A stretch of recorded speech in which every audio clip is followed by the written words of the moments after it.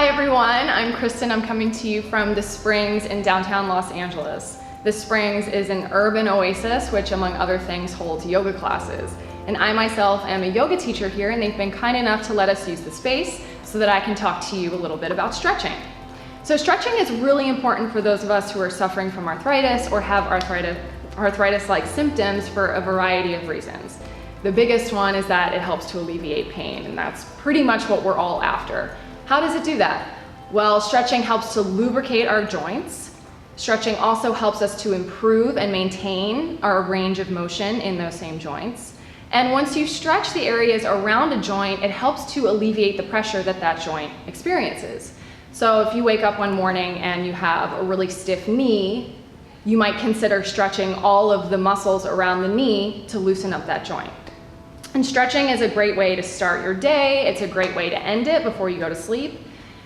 We all should, having arthritis or not having arthritis, be really careful and diligent about stretching our hips and our low back. So in our society, we spend so much time sitting, right? Whether we're in a car, at a desk, work, school, whatever it is, we sit all day long. And what happens is our low spine starts to tuck, right? So this is not good for our low back or our hips, and many of us suffer from pain in those areas. So you want to make sure that you stretch those areas, and in the routine I'm about to show you, we touch on them, but feel free to stretch them however you'd like. Another important thing to remember about stretching are there are two types of stretches, dynamic and static. Dynamic stretches are stretches where you're constantly in motion. Static stretches are bending forward or bending to the side and holding. Why there are two different types of stretches and why you need to know about them is because a warm muscle is going to respond to stretching much better than a cold muscle. So if you want to do a static stretch routine where you're going to hold a stretch for a lengthened period of time, you must warm up the body before you do that. You can take the dog around the corner, you can take the dog to the park, run around, do some jumping jacks, dance to some of your favorite songs, just to get your heart going, your blood pumping, the body warm, and then the muscles will respond much better. If you don't have time for that or you don't want to do that, you can take any stretch you want and just turn it into a dynamic stretch by going through the stretch at a quicker pace so that the body is warming up as you stretch it. What I'm about to show you is going to be more of a static stretch routine, so you want to make sure to warm up before you follow along. If you don't have time to do that or would rather not do that, feel free to take the routine I'm about to show you and just take it at a quicker pace so that you're turning it into more of a dynamic stretch. So if you're ready, grab a spot that's open, maybe put on some music, do whatever you want, and here we go. Get ready to stretch. Okay, so we're gonna go through a little stretching routine. Again, make sure either you're warm or you go through it a little quicker so that the muscles can warm up as we go. I myself just ran around the block. You didn't see it, but I did it. So I'm ready to stretch statically, holding our stretches for a little bit longer. So we'll come to a seat that's comfortable, wearing clothes that you can move in. You can either be barefoot or have sneakers, although it's probably gonna be a little easier barefoot or socks. The first thing we're gonna come into is what's called double pigeon. You're gonna stack your legs as best as you can. Some of you, the knee might be up here. That's okay. You're still getting a stretch in that right hip. So we wanna sit tall, take a deep inhale. If this is your edge, you stay here. If not, we're gonna move our hands forward, coming into a fold. And we're breathing. We're trying to maintain even waist. You should feel this in your right hip. You might feel it in the back as well. Maybe some Enya in the background would be nice. Always breathe when you're stretching. Our natural habit is to hold our breath. That's not gonna help. Make sure you're breathing. And then we'll roll up. We'll bring the soles of our feet together in what's known as butterfly or Baddha Konasana in yoga. We want gravity to help release our knees. So just put your hands on your hips and kind of just release that area a little bit. You can either hold onto your feet and just stay here, or you'll take a deep inhale, and on the exhale, again, we'll fold forward. And notice if, when you're doing this, the knees start to come up, right? Try to let them release, breathing through any discomfort. Again, if something hurts and doesn't feel right, you know the difference between discomfort and pain. If it's painful, don't do it. Taking a few more deep breaths. And we'll come up to a seat. We're gonna extend our right leg out to the side, keeping our left leg bent. Flex that right foot. Inhale the left arm up by the ear. And exhale, you're gonna reach for your toes.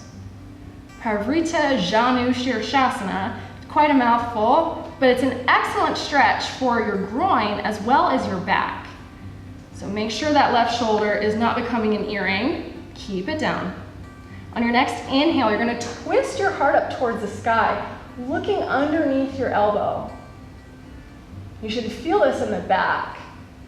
And on an exhale, you're gonna curl and round your heart towards your knee as best you can, trying to drop this outer rib cage so that it's even with the other one. And again, inhaling to twist up. This is so excellent for your back. I can't say it enough. Especially for those of us who sit so long. And exhale, curl and round. And we'll inhale back out to our toes. And exhale, come up to a seat. We're gonna bring that right foot in front of us this time, trying to sit high on your sits bones. Sometimes if you feel that you're curling the tailbone, you can sit up on a pillow. That will help. Lengthening the right leg long, lifting the arms up, inhaling here. If this is your edge, you stop, or exhale, you can fold forward. Keeping that kneecap pulled up. This is gonna stretch our hamstrings. If the kneecap isn't activated, that means the quad isn't activated. If the quad isn't activated, the hamstring can't release as much as it would otherwise. A lot of information. If you're like, information overload, just keep breathing. That's the most important part. And then we'll gently come up. We're gonna reverse that entire thing. So this time the left leg crosses over the right in our double pigeon. Inhaling the arms up. Exhale, maybe folding forward, maybe just staying where you are. Feeling this in the left hip this time. And also, differences between sides is very common. Don't think something is terribly wrong if one side is looser than the other, that's normal. You wanna make sure you're flexing the foot to protect the knee joint. And breathe. And we'll roll up. Coming back to our butterfly, you might notice that the hips are a little bit more open now that we've done some stretching, taking an inhale. Maybe if you didn't fold forward last time, this time you try as far as you can go. And everyone will feel this in different places, the hips, the back. Any tension that you feel the body sort of clinging to, try to let the breath relieve it. And we'll roll up. This time our left leg extends out to the side, right arm up. Inhale, exhale, reach for the toes, Parvrita Janu Shirshasana. Again, really lengthening out through our fingertips. The right sits bone, don't let it come up. Keep it glued to the floor. On an inhale, twisting the heart up towards the sky. Getting a nice twist in our spine, which is super healthy for our spine, for our low back. And exhale, curl and round, dropping that right rib cage down towards the floor. On another inhale, again, looking up underneath the arm, chest moves up towards the sky. Right shoulder is down, and exhale, heart to knee. We'll inhale back towards our toes. And exhale, come up to a seat. The left leg comes in front of us. Inhaling the arms up, flexing our foot. Exhale, folding forward. Making contact with any part of the leg that you can. Again, kneecap is lifted, we're breathing. Letting the back of the leg lengthen, letting the back relax.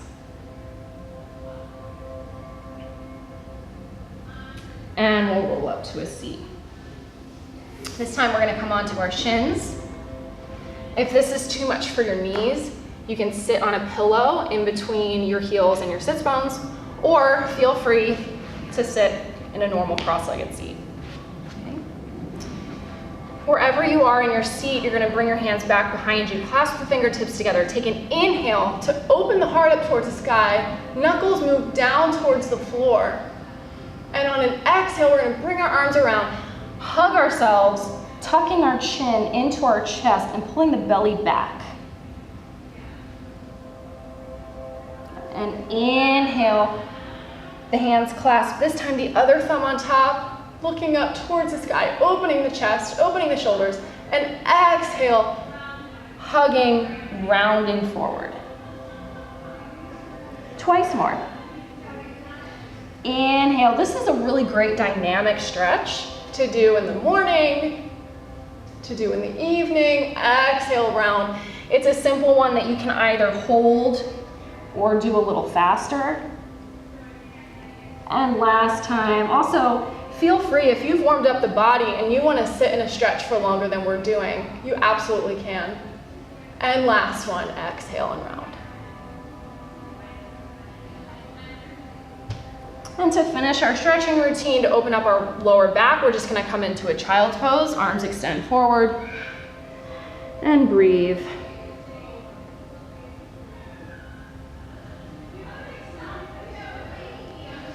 And when you're ready, you can roll up to a seat, and that's it. So like I said, feel free to take that slower, take it quicker. That's just a general run through of various parts of the bodies. I hope it helps. Always make sure to ask your rheumatologist if you have any questions about anything regarding stretching and your arthritis. We'll see you next time.